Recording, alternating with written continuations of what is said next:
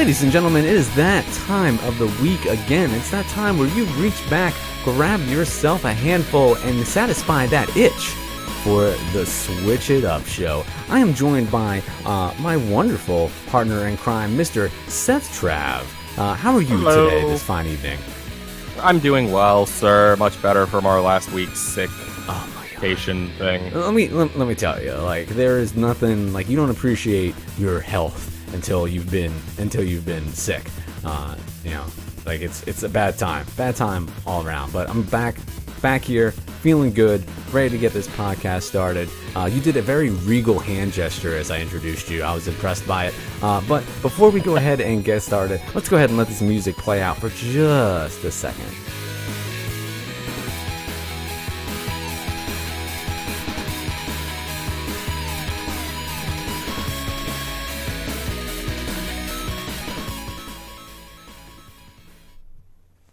Hope you guys never get sick of that, because we never do. And our first segment that we're going to go ahead and slide right into is affectionately known as the inventory. It's the segment where we like to talk about what we're playing on the Switch, kind of what we're getting ourselves into. And actually, now that we've just been talking about it in the pre-show, the behind the scenes, behind the curtain, if you will, I actually have been getting into a little bit of beach buggy racing over on the Switch, man. They're a great fun game. Do you remember when we reviewed that? I don't know. Actually, it's episode 16. I had to look it up earlier today. So about 9 episodes ago. You remember that wonderful game?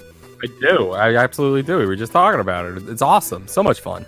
Yeah, man, it's basically you're playing it again, huh? Oh, dude, yeah, it's a lot of fun. It's very, very similar to Mario Kart in a lot of ways, where you get to select a character, select your cart, customize it, all types of unlockables and upgrades.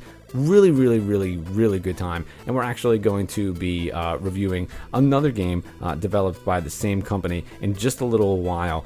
It kind of looks like it almost looks like Wave Race a little bit. It's called Riptide GP. So in a few days, on next week's episode, you'll get a little bit of a sneak peek on that. Excited to talk about it. What about you, sir? What have you been getting into this week over on the Switch?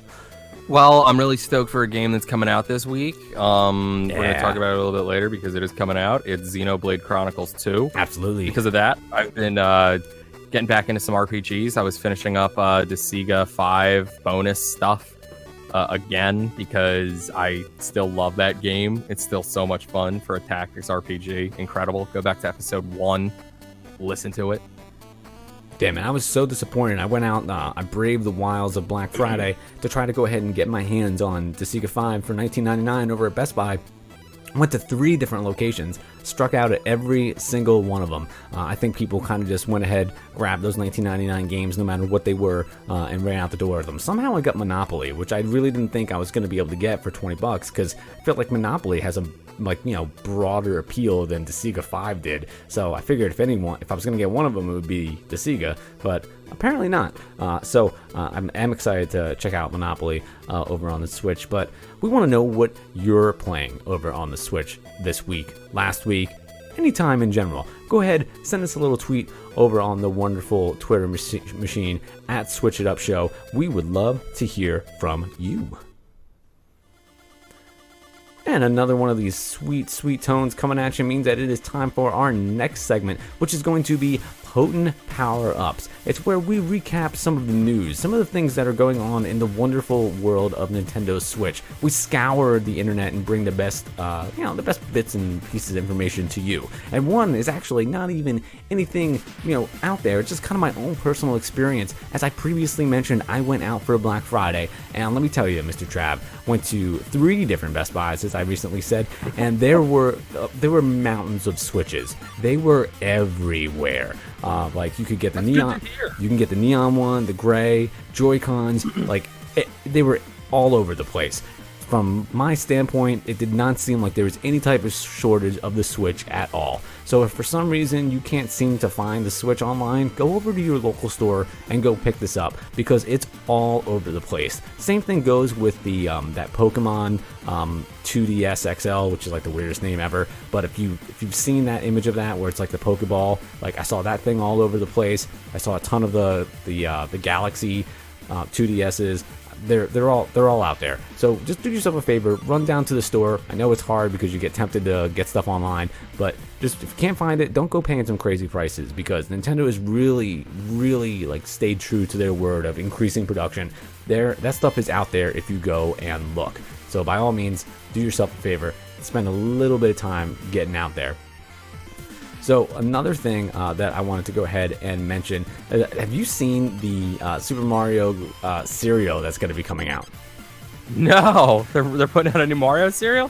So ready, I'm going to like blow your mind here. Not only are they putting out a Super Mario cereal, it's supposed to be in stores about a week before Christmas. There's actually going to be an amiibo tag on the box. Oh my God! What? Yeah. So I have no idea how that's how that's supposed to work. But it's supposed to have like an amiibo like on the box. So it's gonna be super interesting to kind of see like how that goes. I feel like that's just gonna like fly off the shelves. I'm so excited. And lastly, I'm going to go ahead and round it off with the fact that Yooka-Laylee finally has a date for the Nintendo Switch. That Banjo-Kazooie kind of spiritual sequel is going to be coming to the console on December the 14th.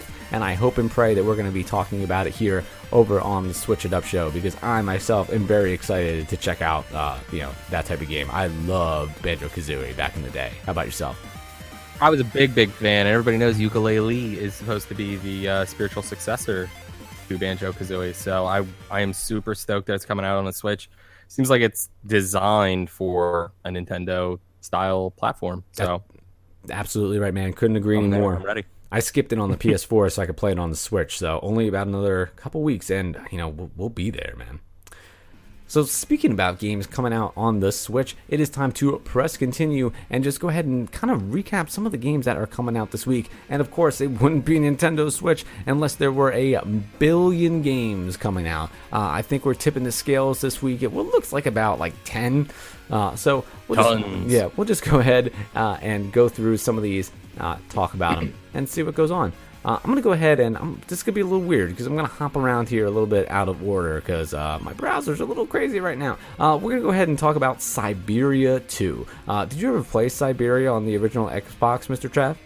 I did not. So it is the sequel of the standard setting adventure game. It's finally available on the Switch. After crossing Europe from west to east, Kate Walker has finally found Hans Volaberg and got him to sign the papers approving the sale of the automation factory. An improbable pair, Kate Walker and the eccentric old Hans Volaberger, set forth in search of a forgotten world, home to the vast, legendary mammoths of Siberia. Hans and Kate continue the impossible undertaking that Hans has begun several years before, and their courage and perseverance take them through a range of hostile environments. Yet what lies beyond goes far beneath the limits of imagination. It is a one-player adventure and puzzle game. I played the original back on the Xbox, like when it first came out, but we're talking early 2000s. So I'm gonna have to go ahead revisit that story a little bit to familiarize myself, because we will be talking about the sequel on an upcoming episode.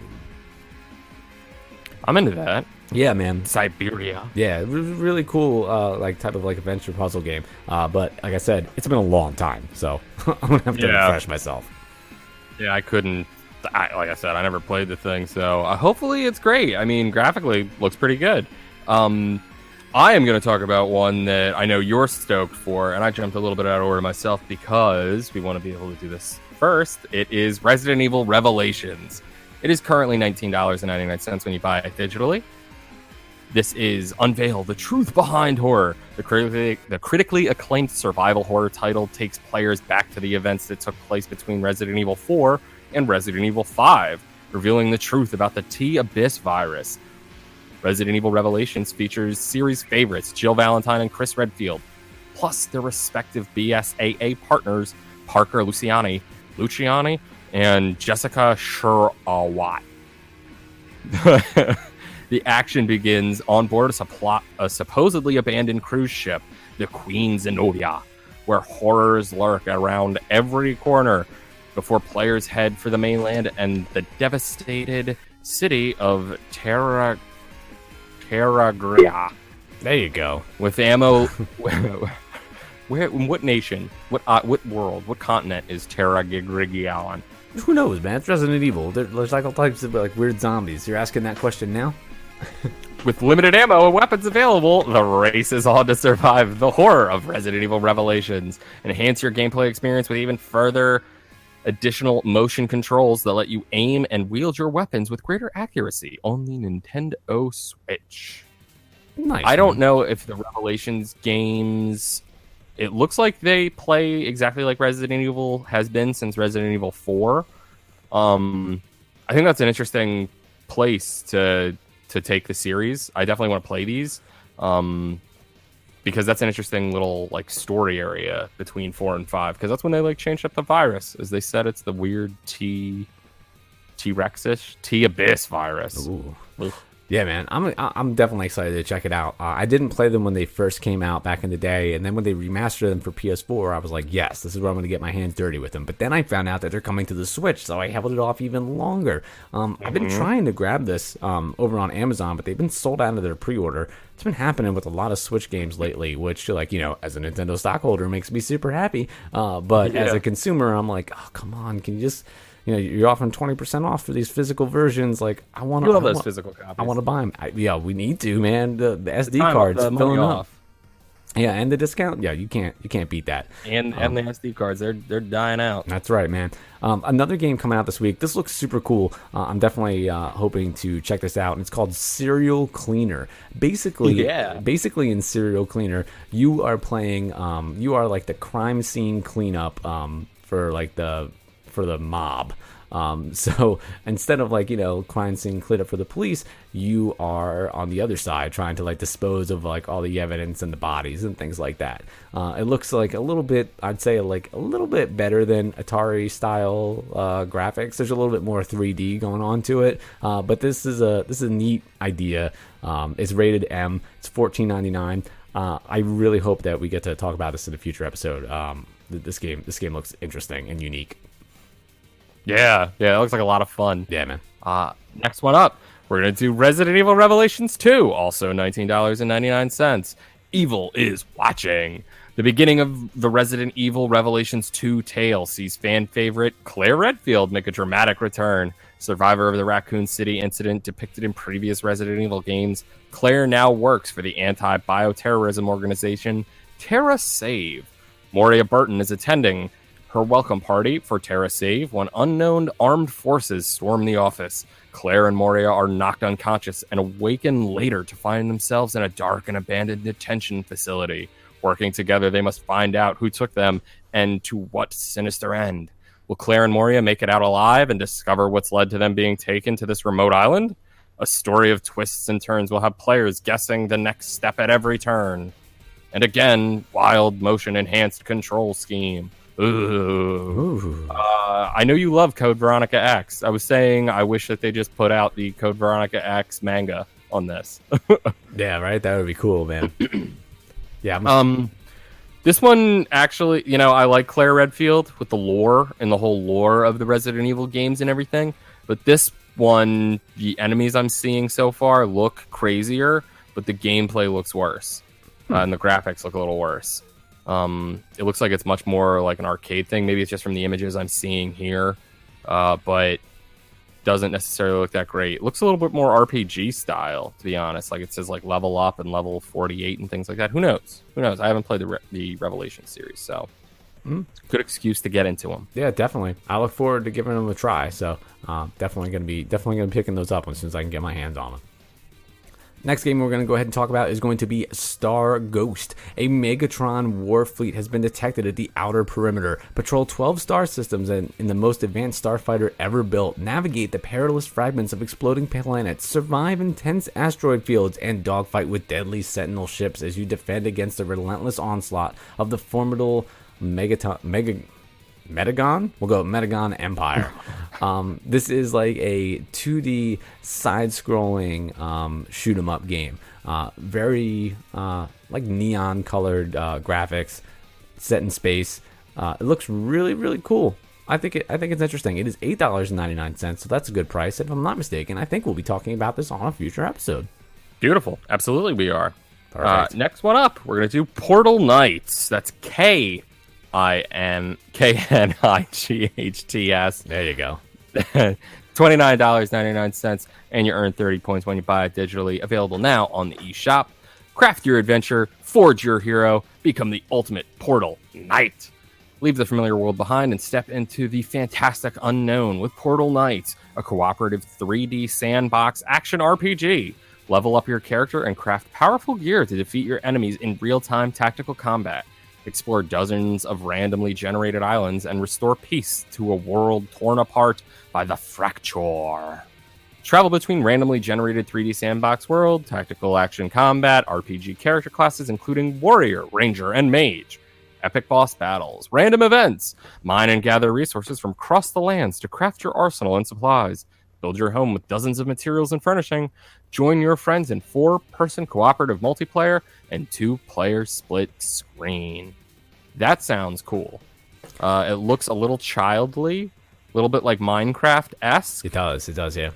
So, you know, I haven't done the Minecraft, but it seems like it's the kind of game that would be up my alley. So I wouldn't get it at that price, but maybe if it drops down a little bit, I'd be stoked to try it, though. Right. Speaking of price points, my friend, the next game has a great price point of only $5, and that is Opus, The Day We Found Earth. Help our little robot, Emeth, fulfill a centuries-old promise of finding Earth to save mankind. Step into a spaceship and operate a deep space telescope to find out what lies beneath the boundless, unexplored outer space.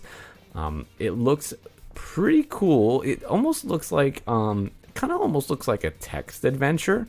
More so than anything else as you're like working this telescope.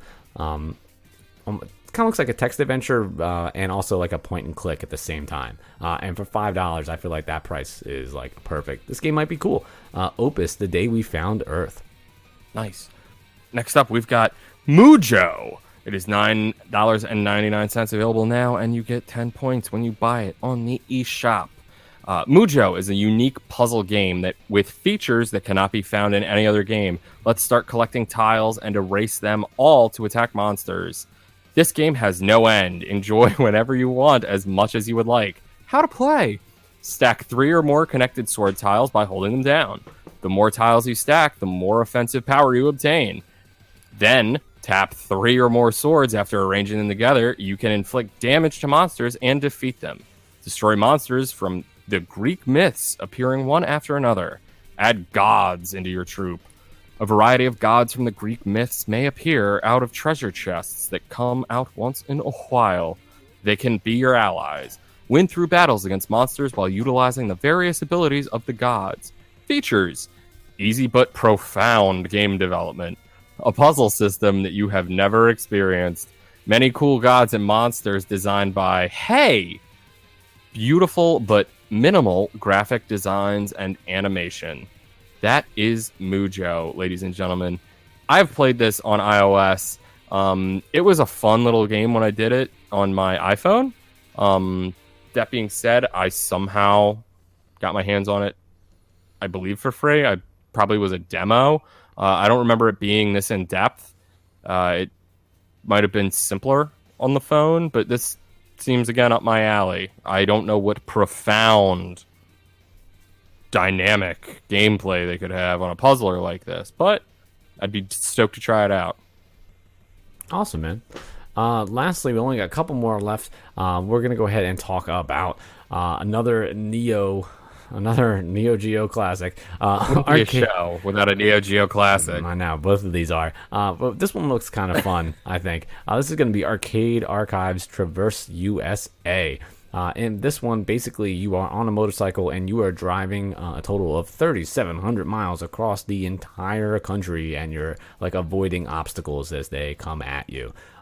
This looks almost like an old school like computer game that you played on the first computer that you ever used.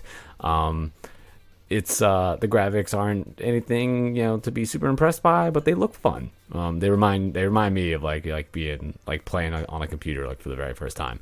That being said, this is not worth $8. So the Oregon Trail. Yeah, it looks like Oregon Trail. Yeah, no, this is not $7.99. They, like I said, just put out the compilation. Right, where's the collection? Just give me the collection. Even if there's multiple volumes, like if they came out with multiple volumes that had like 15 games on it, I'd lose my mind every time. I'd be like, this is $30 volume 1. I'd pay for it. All of them. But Not this. Go ahead, man. Round it out. We got the next Neo Geo classic is ACA Neo Geo World Heroes for $7.99. Currently available, and you get 10 points when you buy it digitally on the eShop. Who is the strongest hero in history? These intense fighters transcend time. The fierce death matches begin. World Heroes is a fighting game that was originally released by SNK in 1992. 8 characters based on historical celebrities such as Hattori Hanzo and Rasputin will fight each other to become the world's strongest champion. In addition to the normal mode, a deathmatch mode featuring various stages full of traps await you for merciless battles. The ACA Neo Geo series has faithfully reproduced many classic Neo Geo masterpieces. Players can change various game settings such as difficulty and also reproduce the atmosphere of arcade display settings at that time. Players can also compete against each other from all over the world with their high scores.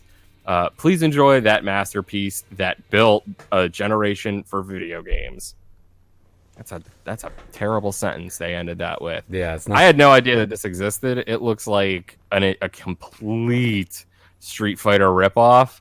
Street Fighter 2 Turbo Ultimate Ultra Mega Collection 0.5. That Street Fighter, in case you were wondering. The idea of having Rasputin just like go at like Hattori Hanzo, that's pretty awesome to me. Yeah. So it's definitely something I would love to play. $7.99, but it looks like Street Fighter 2. How many times have I had that? $7.99. I don't want to get it, and only 8 characters. Come on now, it's 2017. That's $7.99. I'm paying $1 a character. That's DLC prices. Damn, my guy. I'm not getting straight DLC here. I want a full-on game or a collection of games. And speaking about a full-on game, my friend, I think it's time that we go ahead and just traverse over into the reviews section.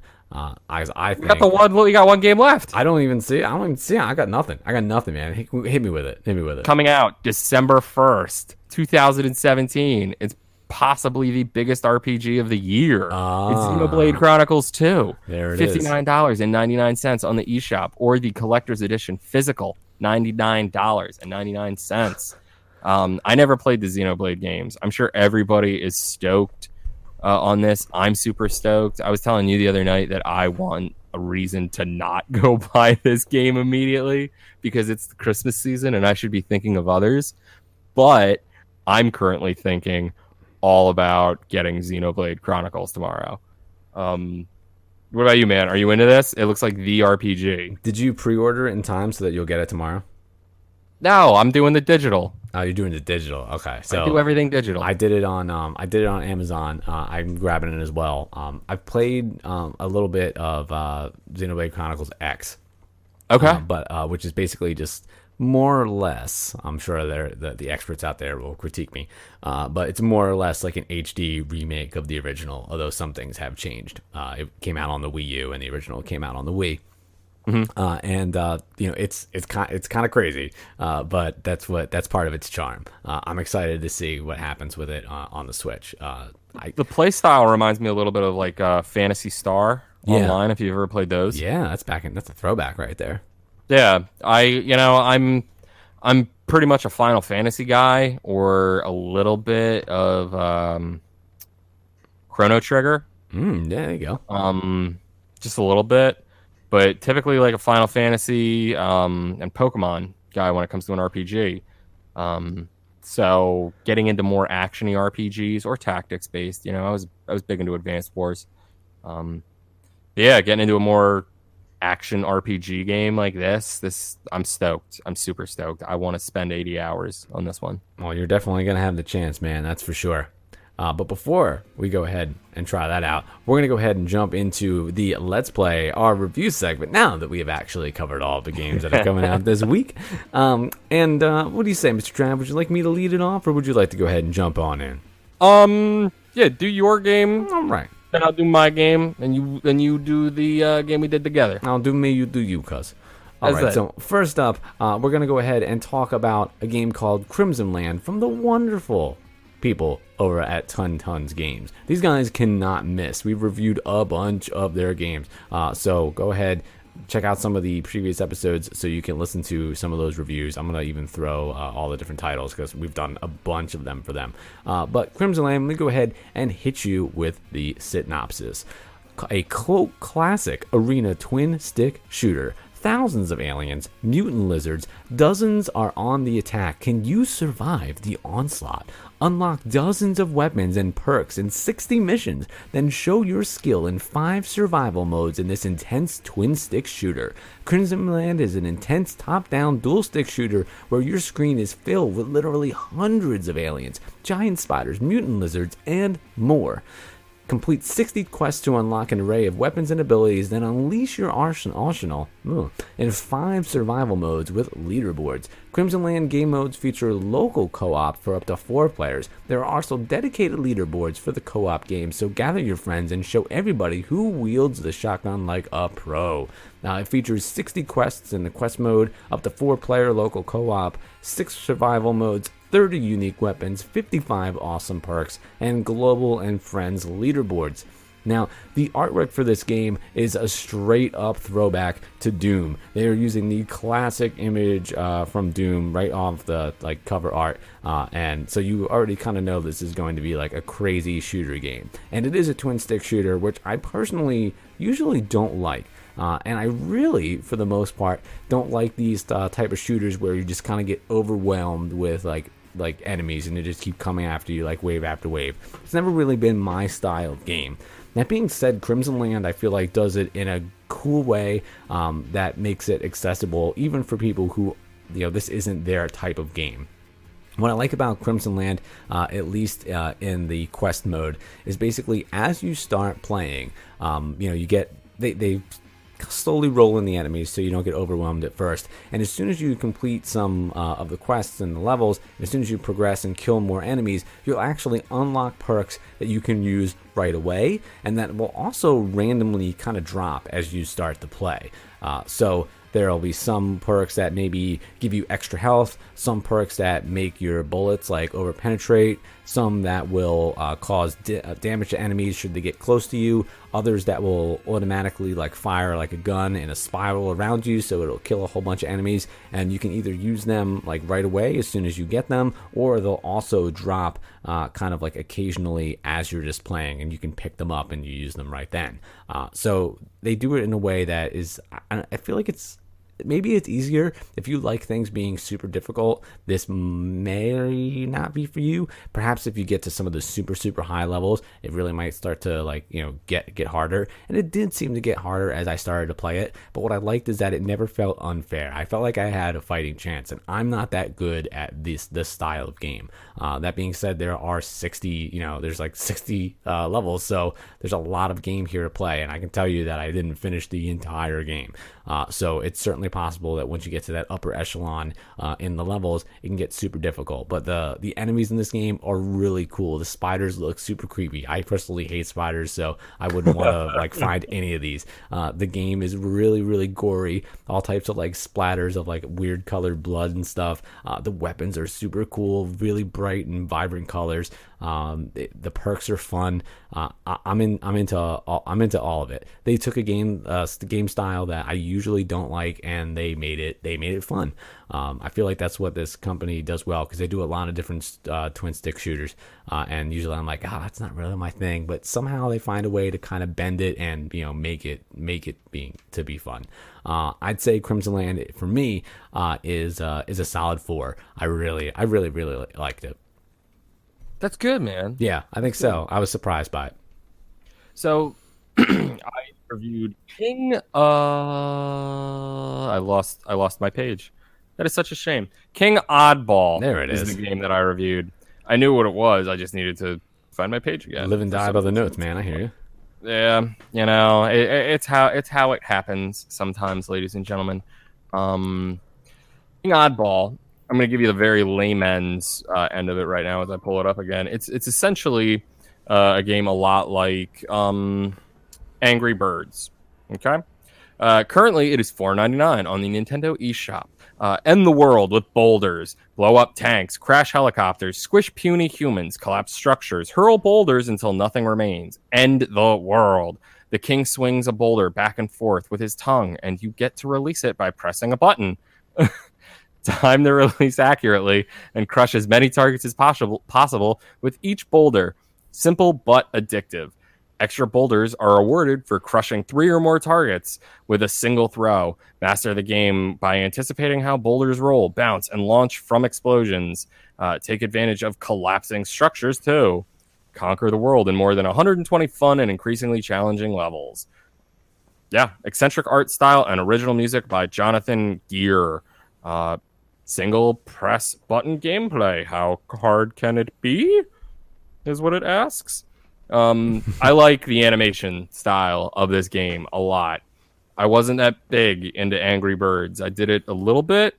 What this game does differently is that you can sort of bounce things a lot more, I think, and there's not different items to bounce. They're all rocks, unless you get like a grenade level, but that's like a special sort of secretive level that you can kind of get to by going along your world map and unlocking different areas. There's no like power-ups, not really.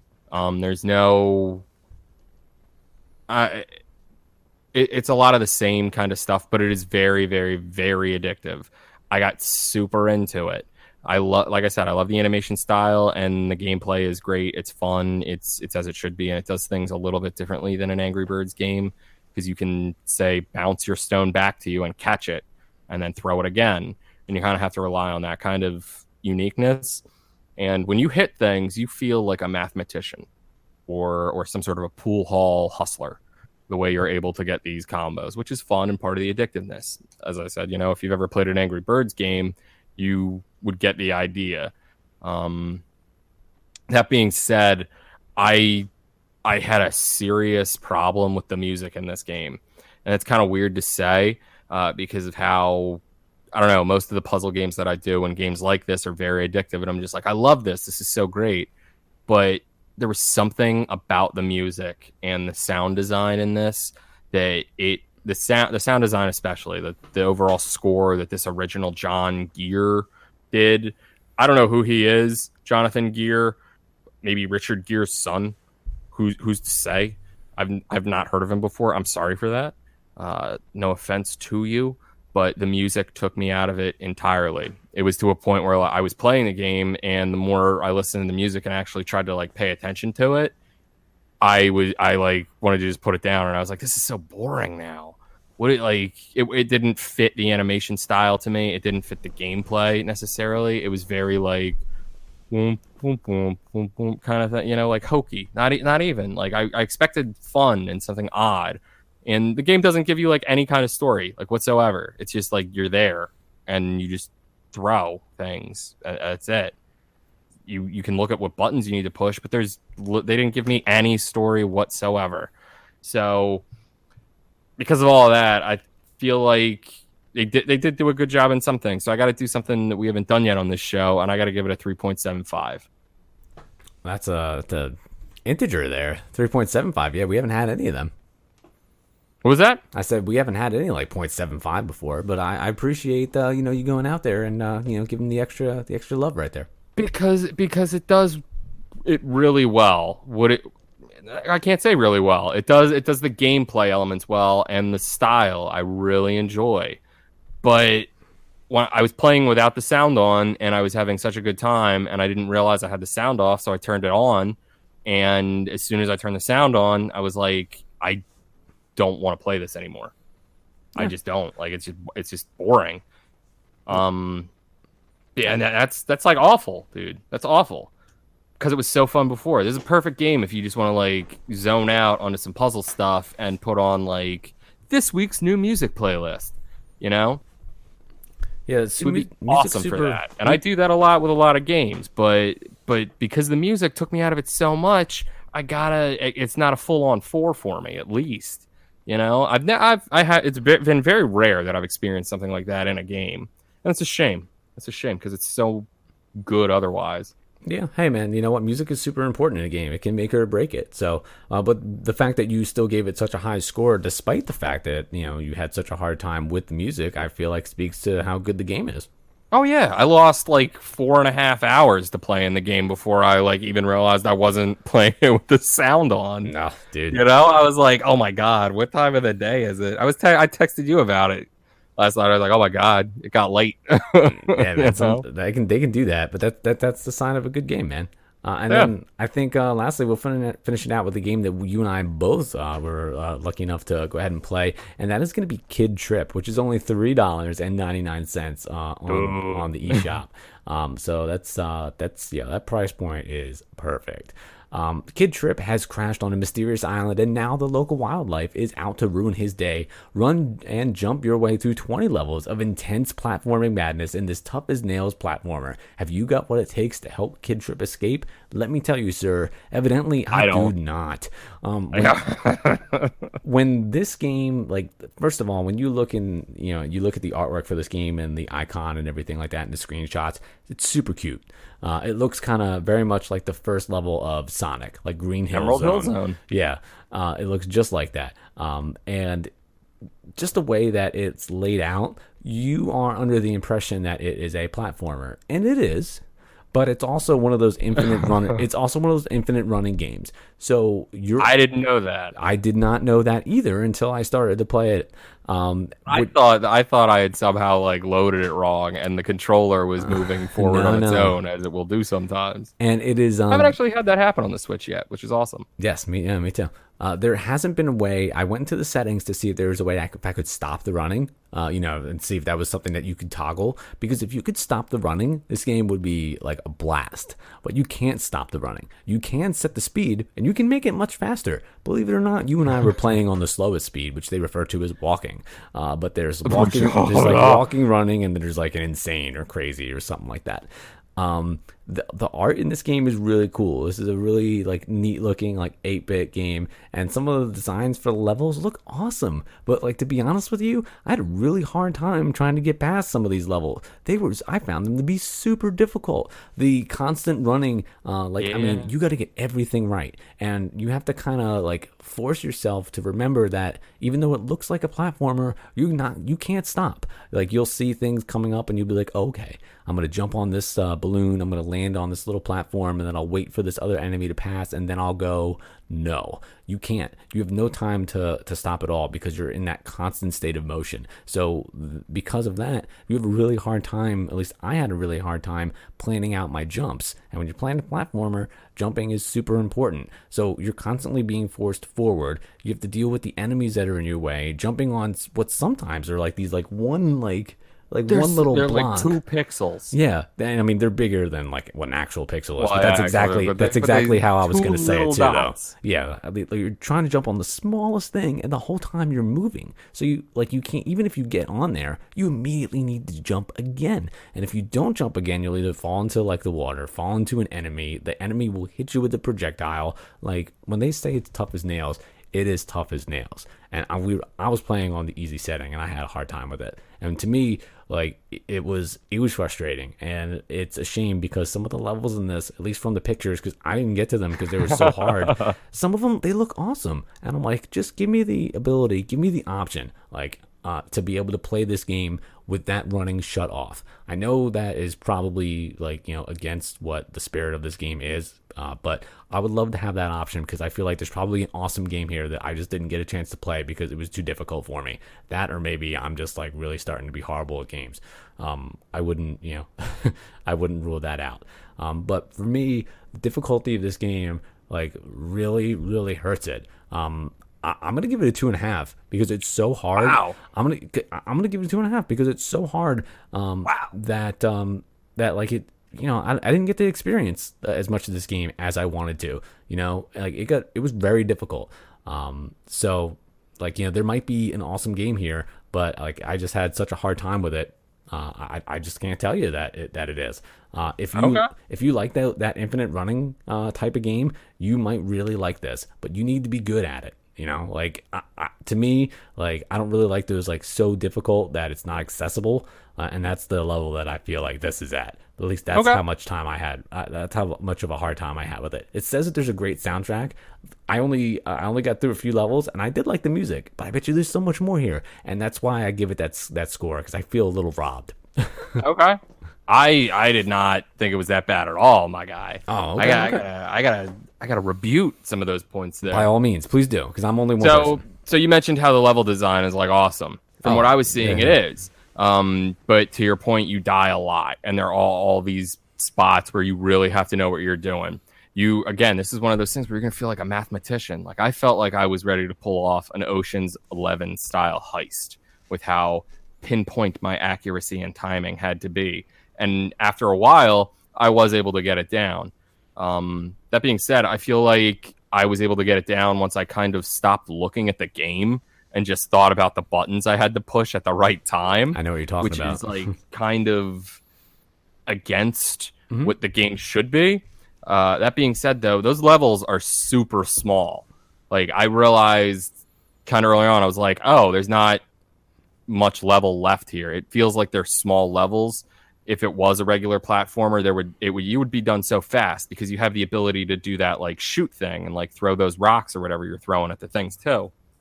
All that being said, I actually found myself getting pretty like addicted to it, a lot like I did with the King Oddball, and I just couldn't put it down because I was like, I'm only a second off, and I know I'm gonna get it, and I just kept like banging at it. It wasn't as frustrating for me. I don't know why, but I just didn't. I think it's because I played a lot more of those like Line Rider games where you're stuck on that moving platform and you have to constantly just keep going. And I get really hooked on those things. Like I said, Copter was one of those things that got me through a lot of classes in high school because I was just like, I just want to literally click my mouse and keep my Copter going just to see like what kind of score can I get. Because of that, and because of how fun it was, and because of the level design, because of the style, I want to give it a 4. Wow. Yeah, we're on completely different pages. But hey, man, that's what makes this podcast great. That's gaming, man. So for you mathematicians out there, let's go ahead and do a little bit of an average here. See if we can't figure out what our average score is. 375. It's close there, Mr. Trapp. It's going to be 3.25 average score. Hey, there it is. That's pretty good. But what really matters, of course, is everybody out there in the wonderful wide world of the web. We want to hear what you think about these games. And if you haven't played them, by all means, go ahead and check them out and let us know what you think over on Twitter at Switch It Up Show. And of course, ladies and gentlemen, never forget that if things get boring, you can always switch it up.